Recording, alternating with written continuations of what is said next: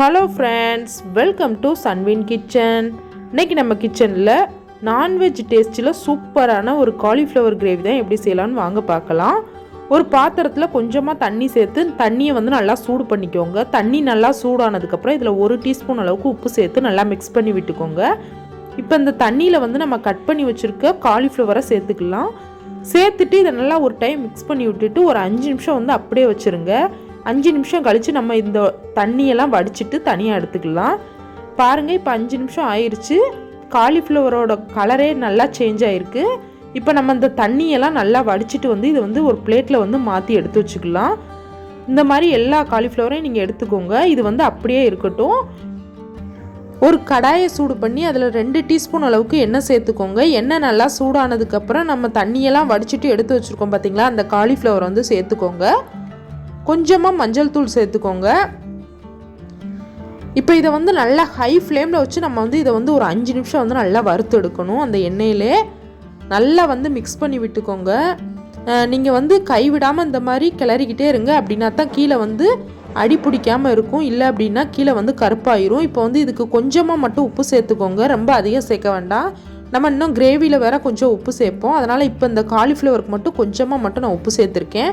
நல்லா இந்த மாதிரி ஹை ஃப்ளேமில் மிக்ஸ் பண்ணி விட்டுக்கிட்டே இருந்து நல்லா வறுபட்டதுக்கப்புறம் இதை தனியாக ஒரு பிளேட்டுக்கு அப்படியே மாற்றிடுங்க.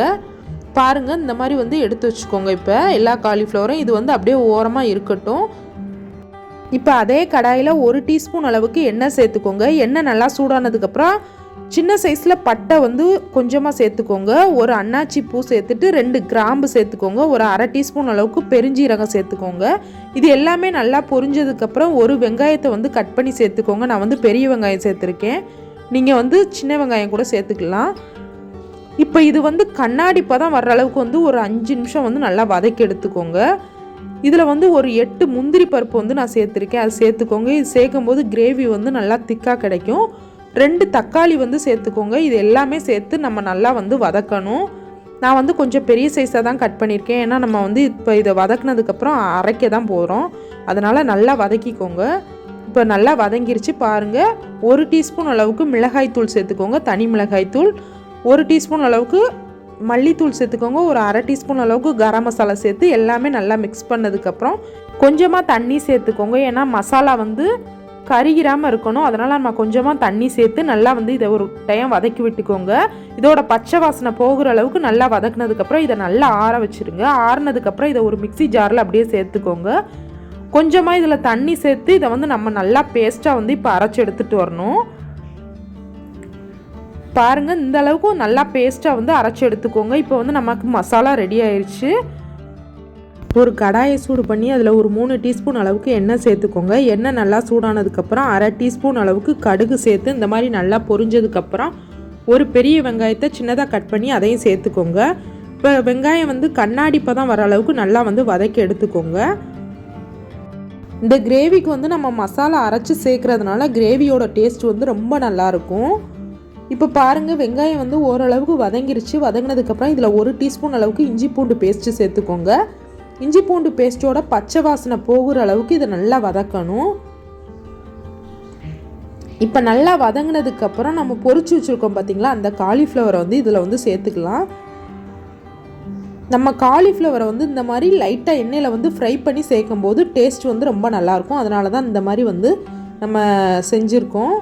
இப்போ இதை நல்லா ஒரு டைம் மிக்ஸ் பண்ணி விட்டுட்டு இதில் நம்ம அரைச்சி வச்சுருக்கோம்ல அந்த பேஸ்ட்டை அப்படியே சேர்த்துக்கோங்க. இப்போ அந்த மிக்ஸி ஜாரில் லைட்டாக தண்ணி சேர்த்து எந்த அளவுக்கு உங்களுக்கு தண்ணி தேவையோ அந்த அளவுக்கு இந்த கிரேவிக்கு நீங்கள் தண்ணி சேர்த்துக்கோங்க. நான் ரொம்ப தண்ணியாக வைக்கல, கொஞ்சம் திக்காக தான் வச்சுருக்கேன் இந்த கிரேவி. நீங்கள் உங்களுக்கு எந்த மாதிரி தேவையோ அந்த மாதிரி வச்சுக்கோங்க. நல்லா ஒரு டைம் மிக்ஸ் பண்ணி விட்டுட்டு கொஞ்சமாக உப்பு சேர்த்துக்கோங்க. உப்பு நம்ம ஏற்கனவே காலிஃப்ளவர் வதக்கும் போது லைட்டாக சேர்த்துருக்கோம். அதனால் லைட்டாக பார்த்துட்டு கொஞ்சமாக மட்டும் சேர்த்துக்கோங்க. உப்பு சேர்த்ததுக்கப்புறம் நல்லா ஒரு டைம் மிக்ஸ் பண்ணி விட்டுக்கோங்க. மிக்ஸ் பண்ணி விட்டுட்டு இதை லோ ஃப்ளேமில் வச்சு ஒரு 10 நிமிஷம் நல்லா கொதிக்க வைக்கணும். காலிஃப்ளவரை நம்ம எண்ணெயில் நல்லா வதக்கி சேர்த்துருக்கிறதுனால இது சீக்கிரமாக வெந்துடும். இப்போ ஒரு 10 நிமிஷம் நல்லா கொதிக்கட்டும். கொதிச்சதுக்கப்புறம் பார்க்கலாம். பாருங்கள், 10 நிமிஷம் நல்லா கொதிச்சு கிரேவி சூப்பராக ரெடி ஆயிடுச்சு. இந்த மாதிரி நல்லா திக்காக இருக்குது பாருங்கள். இப்போ நல்லா மிக்ஸ் பண்ணி விட்டுட்டு அடுப்பை நீங்கள் ஆஃப் பண்ணிடுங்க. சூப்பராக ரெடி ஆயிடுச்சு. இதில் வந்து நம்ம கொஞ்சமாக இப்போ நறுக்குன கொத்தமல்லி இலை வந்து சேர்த்துக்கோங்க.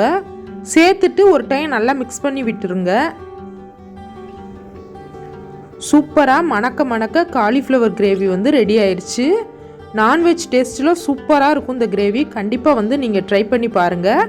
இது வந்து இட்லி, சப்பாத்தி, தோசை, சாதத்து கூட சாப்பிட்றதுக்கு அவ்வளோ டேஸ்ட்டாக இருக்கும். கண்டிப்பாக வந்து நீங்கள் ட்ரை பண்ணி பார்த்துட்டு எப்படி இருந்துச்சு அப்படின்றத மறக்காமல் சொல்லுங்கள். இந்த வீடியோ உங்களுக்கு பிடிச்சிருந்துச்சுன்னா இந்த வீடியோக்கு ஒரு லைக் பண்ணிக்கோங்க. என்னோட சேனலை மறக்காமல் சப்ஸ்கிரைப் பண்ணிக்கோங்க. தேங்க்யூ.